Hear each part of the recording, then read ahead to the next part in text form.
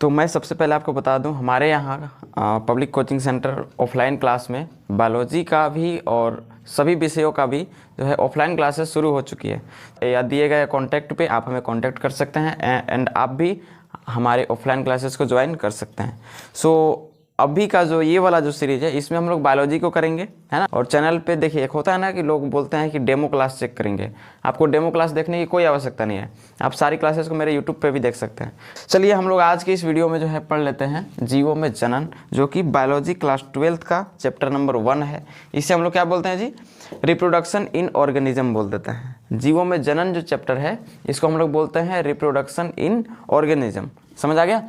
इसमें जो है आपको सबसे पहले समझना है जीवों में जनन जो चैप्टर है इसको अगर हम तोड़ते हैं सिंपली, देखिए कोई भी वर्ड है ना, मेरा पहले से ही ये मोटिव रहता है, कोई बड़ा से बड़ा वर्ड ही क्यों ना हो उसको हम तोड़कर और भी छोटा कर सकते हैं। समझ आ गया। ये चैप्टर का नाम है जीव। मतलब क्या होता है आप सभी लोग जानते हैं, जीव मतलब होता है सजीव, जिसको हम लोग इंग्लिश में लिविंग थिंग्स बोलते हैं। क्या बोलते हैं? Living things. जो एकदम जीरो है ना बायोलॉजी में, एकदम जीरो, 10th भी अच्छे से नहीं पढ़ा, 11th भी नहीं पढ़ा अच्छे से, उनके लिए भी मैं बता दूंगा यहाँ पे, ठीक है। बहुत अच्छे अच्छे कॉन्सेप्ट के साथ आपको पढ़ाया जाएगा। सबसे पहले लिविंग थिंग्स मतलब होता है सजीव। आपको पता है इस कैटेगरी में दो चीज़ आती है, एक निर्जीव और एक सजीव। तो सजीव का कैटेगरी हम पहचानेंगे कैसे? इन लोगों में ना दो प्रकार की चीज़ें होती है। सबसे पहले इन लोगों में होगा ग्रोथ होगा। समझ आ गया। इन लोगों में क्या होगा? गति भी होगा, ग्रोथ भी होगा, मोशन भी होगा, ठीक है ना। मोशन मीन्स गति होता है। तो इतनी सारी चीज़ें जब होगी तो उसे हम लोग क्या बोल सकते हैं? जीव बोल सकते हैं। समझ आ गया। और इसी को अगर सब सारी एक्टिविटीज़ जो हो रही है तो उसे हम लोग क्या बोल देंगे? सजीव बोल देंगे। समझ आ गया। लेकिन ना यहाँ पर भी एक कॉन्सेप्ट है कि एकदम स्टार्टिंग से बायोलॉजी स्टार्ट करना, तो मैं स्टार्टिंग पे ही आ जाता हूँ, यहाँ पे कोई दिक्कत नहीं है। देखिए सबसे पहले जीव विज्ञान, जिसका इंग्लिश बायोलॉजी होता है, ये है क्या? तो जीव विज्ञान आपको पता है सजीवों का अध्ययन, आगे समझ में, study of living things is called biology. समझ आ गया कि अगर हम कोई लिविंग थिंग्स यानी कि सजीवों के बारे में स्टडी कर रहे हैं तो उसे ही हम लोग क्या बोल देते हैं? आपका बायोलॉजी बोल देते हैं। देखिए पहले ऐसे माना जाता था कि बायोलॉजी के अंतर्गत ना केवल मानव के बारे में पढ़ना है, पेड़ पौधों के बारे में नहीं पढ़ना है।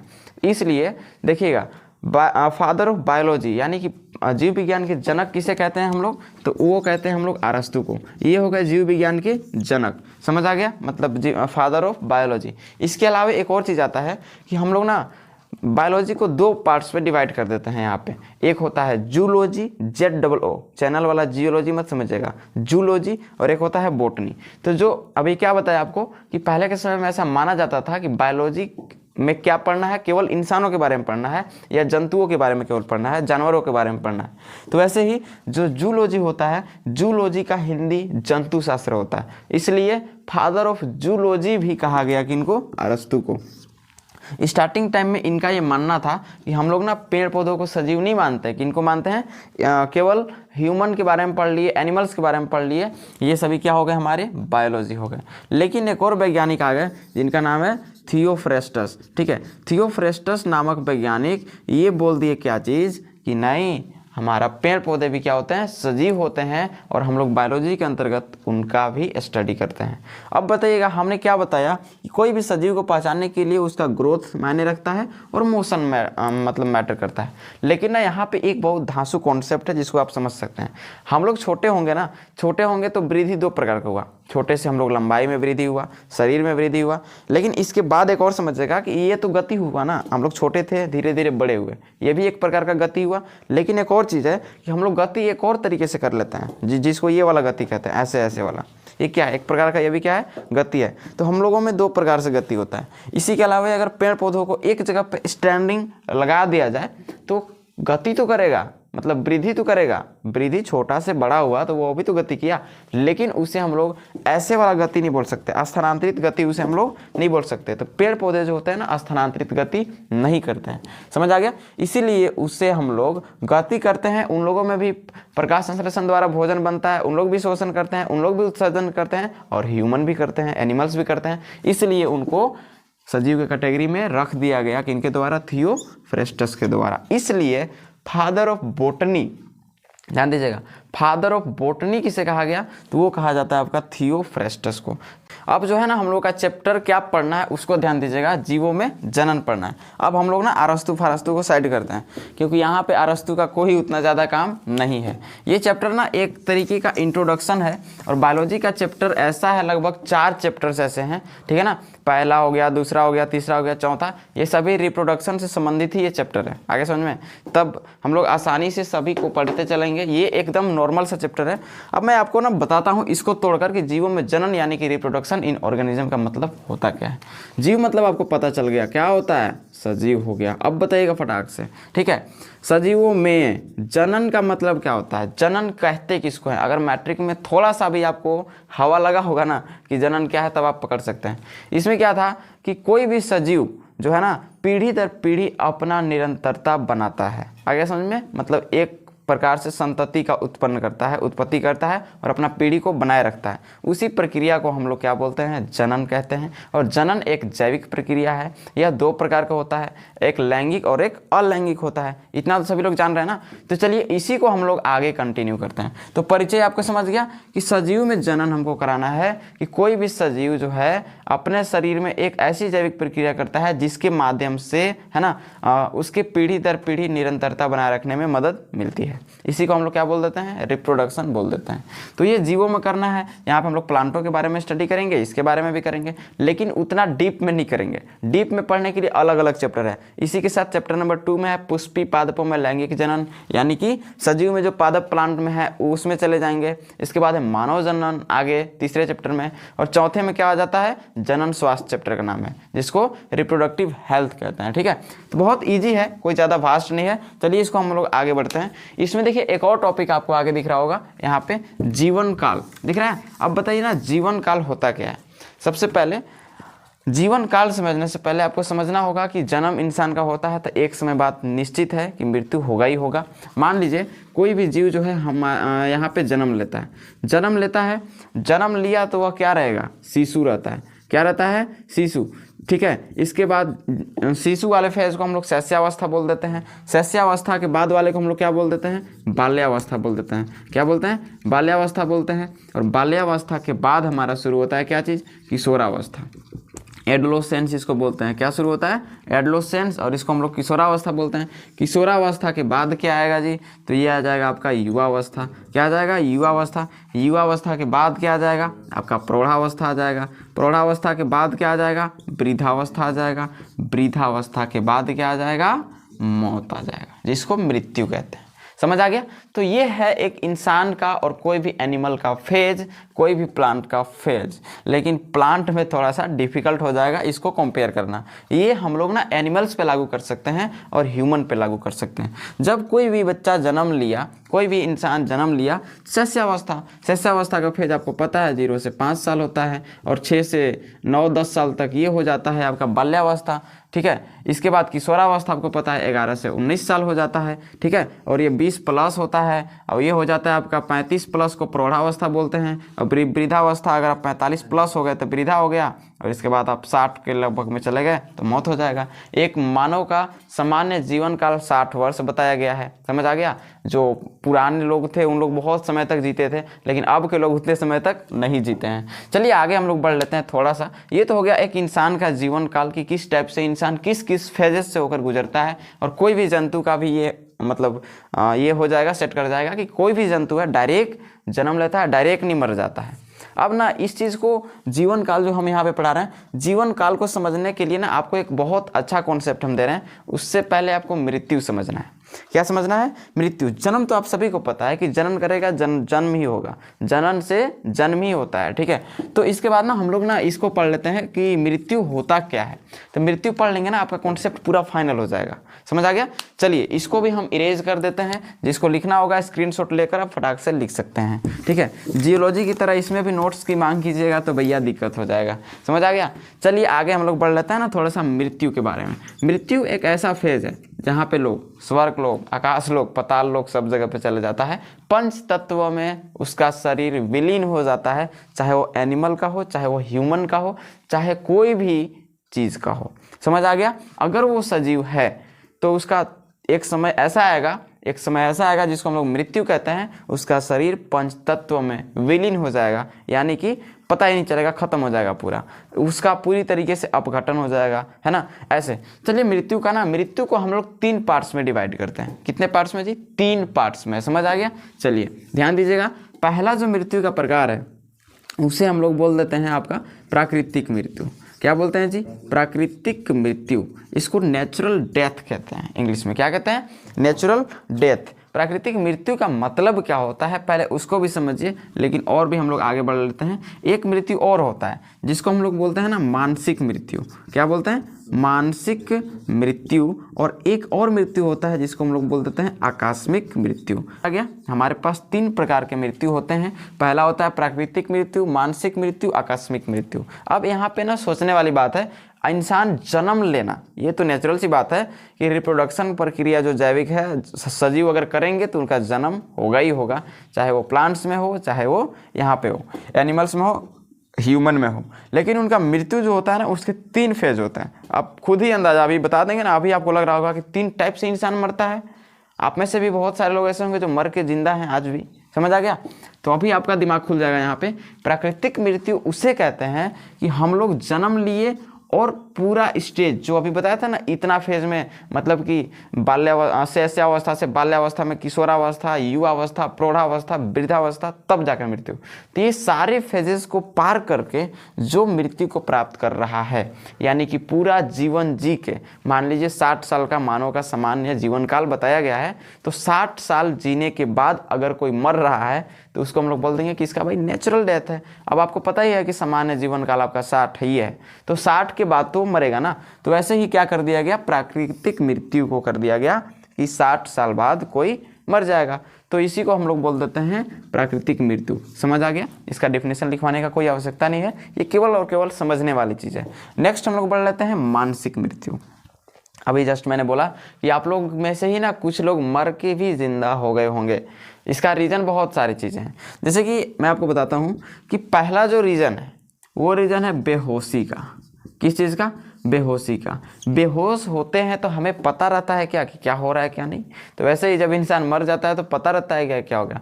बेहोशी होना, अगर आपका इलाज हो रहा है, आप कोमा में चले गए, समझ आ गया, चक्कर खा के आप गिर गए जी, किसी को बीच रास्ते में फिट मार दिया, गिर गया बीच रास्ते में, किसी को एनीमिया हो गया, रास्ते पे चल रहा है, बेचारे का दांत लग गया, ये बेचारा लोग के नहीं, बेचारी लोग का होता है, ठीक है।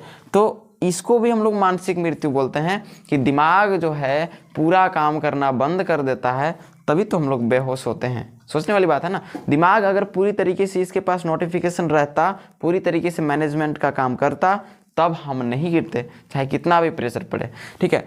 तो अगर शरीर का स्ट्रेंथ आपका ठीक है, शरीर आपका स्ट्रॉन्ग है, किसी चीज़ की कोई कमी नहीं है, तब आपको इन सभी मानसिक मृत्यु का सामना नहीं करना पड़ेगा। तो ये सभी मानसिक मृत्यु होते हैं, जैसे बेहोशी। अब ना मैं आपको एक चीज़ बताता हूँ, बेहोशी आता कैसे है, कोमा होता कैसे। कोमा तो मान लीजिए, देखिए ये क्या होता है कि माइंड का 2 पार्ट्स होते हैं। फर्स्ट को हम लोग सेरिब्रम कहते हैं, जो कि अग्र मस्तिष्क में बड़ा भाग होता है, समझ आ गया।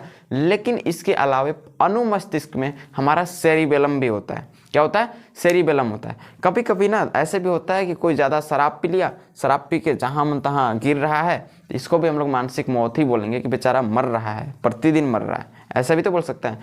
तो देखिए शरीर का पूरा डिसीजन लेने का काम जो है हमारा सेरिब्रम करता है।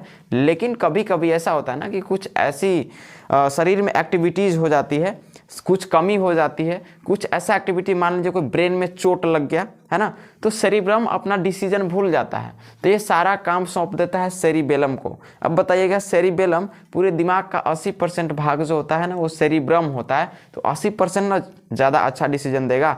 अभी कहाँ सेरिबेलम 5% होता है, ठीक है। तो 5% डिसीजन ये क्या उतना बोझ नहीं ना पकड़ पाएगा, इसलिए बोल देता है शरीर को कोमा में चले जाओ, तुम मर जाओ, ठीक है। तो यहाँ पे मानसिक मौत होता है। इसके बाद जो होता है दांत लगता है तो सभी को छुड़ाया जाता है ऐसे वैसे करके। चलिए यहाँ पे तो ये हम थोड़ा सा इसके बारे में बता दिए। इसके बाद आकस्मिक मृत्यु आप सभी को पता है, एक्सीडेंट। इसको मेंटल डेथ कहते हैं और इसको हम लोग एक्सीडेंटल डेथ कहते हैं, ठीक है। एक्सीडेंटल डेथ में क्या होता है कि आज जन्म लिया कल मर गया। और भी हो सकता है, जैसे आज हम अभी पढ़ा रहे हैं, पता नहीं शाम को पढ़ा पाएंगे कि नहीं पढ़ा पाएंगे, एक्सीडेंट हो गया, मतलब किसी जगह पे, तो इसको भी हम लोग बोल देते हैं आकस्मिक मृत्यु। इसका कोई ठिकाना नहीं होता है, कब क्या हो जाए कोई पता नहीं है। पल पल में गुजरते हैं समय ऐसे वाला हाल हो जाएगा, गाना भी है। चलिए ठीक है, तो मृत्यु समझ में आ गया। अब देखिए जीवन काल को मैंने यहाँ पे पढ़ाना था तो मैंने मृत्यु को क्यों पढ़ाया, अब समझिए, बढ़िया से समझ आएगा। किसी भी सजीव का उसके जन्म से लेकर समझ आ गया प्राकृतिक मृत्यु, क्या चीज, प्राकृतिक मृत्यु के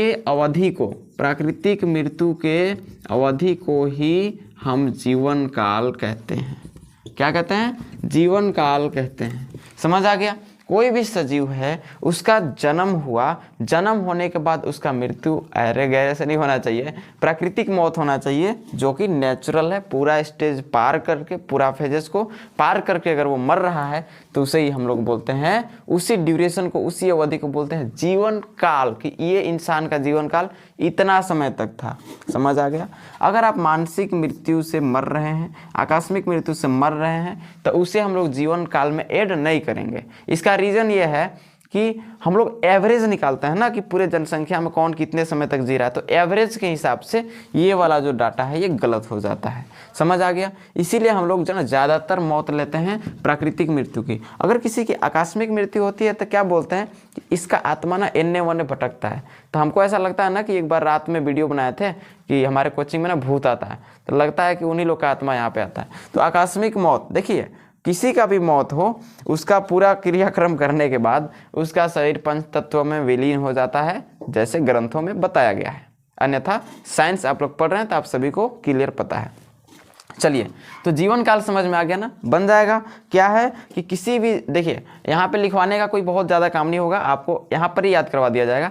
किसी भी सजीव का उसके जन्म से लेकर तथा उसके जो प्राकृतिक मृत्यु है, उस मृत्यु तक के अवधि को क्या बोलते हैं हम लोग, जीवन काल बोलते हैं। जैसे कि आपको हम बता दें, कुछ एग्जाम्पल्स हैं हमारे पास, है ना। कुछ जीवों की भी जीवन अवधि के बारे में हम बात कर लेते हैं यहाँ पे, ठीक है। जैसे कि आपको हम बता देते हैं सबसे पहले कौवा और तोता को। कौवा का जीवन काल कितना होता है, जैसे कि कौवा जो होता है, कौवा जिसको क्रो कहते हैं, ठीक है ना, क्रो का जीवन काल कितना होता है जी, 15 वर्ष होता है। कितना, 15 साल जी। जन्म लेगा, 15 साल बाद ये क्या हो जाएगा, मर जाएगा। इसके बाद अगर हम तोता की बात कर लेते हैं, किसकी बात, तोता, PARROT, पैरोट का जीवन काल होता है 140 वर्ष होता है, ठीक है। करोड़ बोल देंगे तब तो ये अमर हो जाएगा ना, 140 वर्ष हो गया। समझ आ गया। जो पैरोट होता है इसका 140 वर्ष ये जिंदगी जीता है, यानी कि एक इंसान के डबल से भी ज़्यादा। एक इंसान का एवरेज कितना है, 60, ठीक है। 6 दूनी 12 तो ऐसी हो गया, 20 साल और प्लस जिएगा ये, ठीक है। इसमें बोलेगा कि तोरा बाप को भी देखे हैं, तोरो बाप को देखे हैं, ऐसे भी ये बोल सकता है। इसके अलावा एक वृक्ष है, क्या नाम है जी, सिकोया। हाँ, सिकोया एक वृक्ष है। इसका जो है ना जीवन काल कितना है, सिकोया वृक्ष, देखिए प्लांट का ना जीवन काल बहुत ज़्यादा होता है, क्योंकि वे एक जगह पे स्टैंडिंग रहते हैं, उसमें कोशिका बीती होता है, कोई नुकसान उतना ज़्यादा होता नहीं है। सिकोया जो वृक्ष है ना, इनका जो जीवन काल है 3000 साल से 4000 साल है जी।